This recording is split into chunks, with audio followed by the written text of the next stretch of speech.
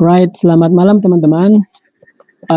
Di malam ini, kamu mungkin tahu ini malam ya, karena ngelihat suasana dan mungkin dengar suara kodok dari tetangga saya. Kemudian juga latar belakang sudah gelap, kecuali jidat saya. Oke, teman-teman, ada yang ingin saya sampaikan, ini menarik sekali. Saya tuh 9gagger yang maniak ya. Saya mungkin menghabiskan waktu di 9gag itu bisa dibilang 4 jam sehari mungkin. Oke, yang ingin saya sampaikan ada suatu apa ya, post yang menarik banget. Jadi dia di sini coba saya jadi andai kata nih ada tombol yang bisa mereset kehidupanmu, tapi dengan tetap mempertahankan ingatanmu. Apa yang akan kamu lakukan? Bayangkan nih sekarang 2020, mungkin usiamu udah 30 atau 20 atau mungkin 40 atau 50. Kemudian andai kata kamu bisa mereset kehidupanmu ke katakanlah 20 tahun yang sebelumnya, tapi ingatanmu masih ada, maka apa yang akan kamu lakukan? Ini pertanyaan menarik lah ya. Pertanyaan science fiction tapi menarik. Nah, salah satu jawaban yang menarik itu di sini. Dia bilang gini,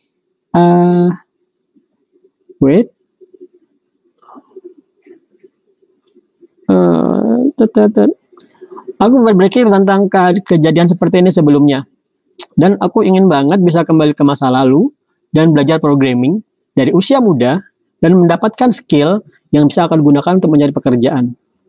Mengetahui seperti apa kehidupan nanti dan mempersiapkan diri untuknya. Kemudian setelah menguasai skill yang akan membantumu di masa depan. Dan aku akan beli banyak Bitcoin. Oke, guys. Banyak loh ya teman-teman yang ngejapri saya, baik teman-teman lama atau baru, yang bertanya, yang juga menyampaikan keluh kesah atau kontemplasi yang mirip seperti itu. Berkata, andai aku dari dulu belajar programming ya Pak ya, atau coba aku dulu serius belajar programming waktu kuliah, dan lain sebagainya. Oke, pertama-tama yang harus kamu sadari, pertama, masa depan itu udah ditentukan untuk setiap orang dari sudut pandang yang Maha Kuasa ya. Jadi sudah ditentukan oleh semua orang. Kalau memang pada akhirnya kamu nggak bisa mendapat job via programming, ya sudah, mungkin memang jobmu di tempat lain.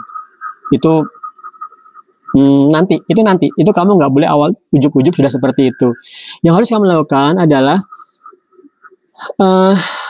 kamu harus sadar bahwa saya masa depan yang di depan itu bisa dirubah dengan masa kini yang sekarang. Masa kini masih sekarang, masa depan masih di depan. Misalnya 2020 ya kan? 2020 kalau kamu pingin merubah masa depanmu yang 2030, nggak usah repot-repot kembali ke masa lalu. Kamu kembali ke zaman yang sekarang, ke 2020. Artinya teman-teman, kata-kata meriset kehidupan dengan pikiran yang sekarang itu nggak akan pernah terjadi, ya kan? Kamu nggak akan pernah bisa memilih opsi ada tombol yang membuat kamu bisa kembali ke masa lalu dengan kehidupanmu yang sekarang. Kamu nggak akan menemukan tombol warna biru seperti ini. Nah, tapi kamu sekarang sudah berada di masa 2020, dan untuk merubah kehidupanmu di katakanlah 2030, kamu punya peluang untuk memaksimalkan semua potensi belajarmu di 2020 ini. Atau sudah mau 2021 ya.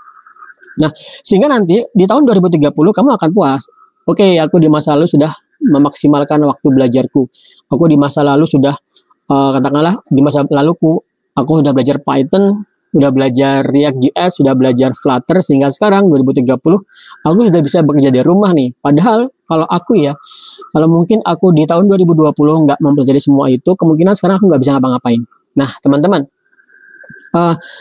untuk mengetahui apa yang terjadi di masa depan, itu tugasnya Nabi. Kita nggak akan bisa tahu apa yang terjadi di masa depan, tapi kita bisa memperkirakan dari tren. Jadi misalnya saya mengatakan saya tahu loh apa yang akan terjadi di masa depan. Caranya gimana? Kamu misalnya ngebuka aja popularity of programming language. Ini adalah tren yang terjadi.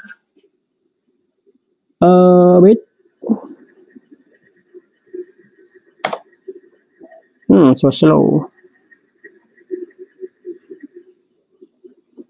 Ini adalah sebentar. Kok nggak muncul ini? Right. Ini adalah popularitas bahasa pemrograman saat ini, Desember 2020, dibandingkan dengan setahun yang lalu. Oke, eh nggak ada nabi lagi, nabi sudah selesai. Tapi dari tren ini, kamu bisa tahu bahwasanya Python nomor satu di saat ini, tapi di masa depan pasti dia tetap nomor satu. Kenapa? Karena trennya positif, 1,2%. Selamat sekali.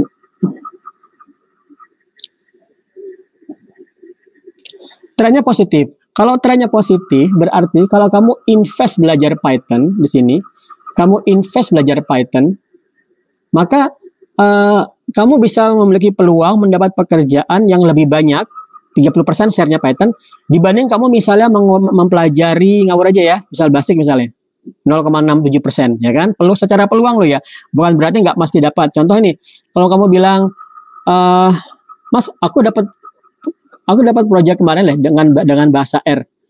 Padahal aku nggak menguasai Python. Ya bisa aja, karena kan juga memang share-nya cukup besar nih, 3,8% ya.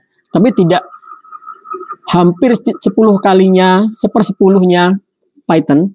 Tapi tetap kamu dapat job. Ya, memang bisa, tetap bisa. Tapi peluangnya, kalau kamu pelajari Python sekarang, kamu memiliki peluang mendapat mendapat job lebih banyak dari kamu mempelajari bahasa pemrograman yang lain. Dan trennya Python itu positif, berarti naik terus. Kalau Java, trennya negatif, berarti turun. C turun, PHP turun, Swift, MATLAB, TypeScript, Go naik ya. Go ini keren ini, dan naiknya cepat ini. Kalau Dart itu punyanya, Dart itu Flutter, Dart itu masih 0,5. Let's see. Masih jauh, oke. Nah, teman-teman, untuk memperkirakan tren di masa depan, berarti kalau kamu bertaruh mempelajari Python sekarang, peluangmu bisa lebih banyak menguasai, mendapatkan job. Itu gampang ditebak. Sehingga teman-teman yang ingin saya sampaikan adalah, jangan sampai kamu melalui kembali 1 tahun, 2021, dengan perasaan, andai aku belajar dulu, ya kan? Jangan sampai itu terjadi, jangan sampai kamu lagi berpikir, andai aku bisa meriset kehidupanku, dan mempelajari Python misalnya, atau mempelajari bahasa pemrograman sehingga aku bisa memperoleh peluang bekerja dari rumah. Jangan lakukan itu karena kita nggak akan bisa menemukan kejadian seperti itu. Nah, kemudian kadang-kadang yang menjadi tantangan kita ya, kadang-kadang kita itu nggak mudah untuk menjaga momentum. Jadi katakanlah kamu sudah mendengar remote work nih, kemudian melihat podcast saya, menyimak podcast saya, dan kamu kemudian termotivasi. Tapi itu momentum awal. Momentum awal itu benar-benar harus dijaga, jangan sampai hilang. Jangan sampai cuma sebulan pertama semangat kemudian hilang. Nah, oke. Ada banyak sih cara bagaimana agar momentum itu tetap terjaga. Paling gampang ya, kalau saya itu paling gampang menjadikan usaha untuk momentum itu sebagai satu-satunya jalur penghidupan. Tapi ini agak serem, tapi itu pasti berhasil. Contoh gini, kalau kamu ingin menjadikan Python sebagai ingin menguasai Python dan ingin bisa membuat Python sebagai skill yang kamu kuasai. Nah, kamu harus membuang semua kemungkinan income-mu dari tempat lain. Ini saya berbicara kepada orang yang sudah nggak kuliah lagi ya. Katakanlah sudah bekerja, kemudian ingin mendapatkan job remote work, kemudian gimana caranya? Oke, cara paling serem itu adalah kamu resign dari kantormu dengan tabungan, kemudian kamu kalkulasi kemungkinanmu bertahan tanpa mendapatkan job, kemudian kamu bertahan menggunakan uang tabunganmu mempelajari Python menembus remote work.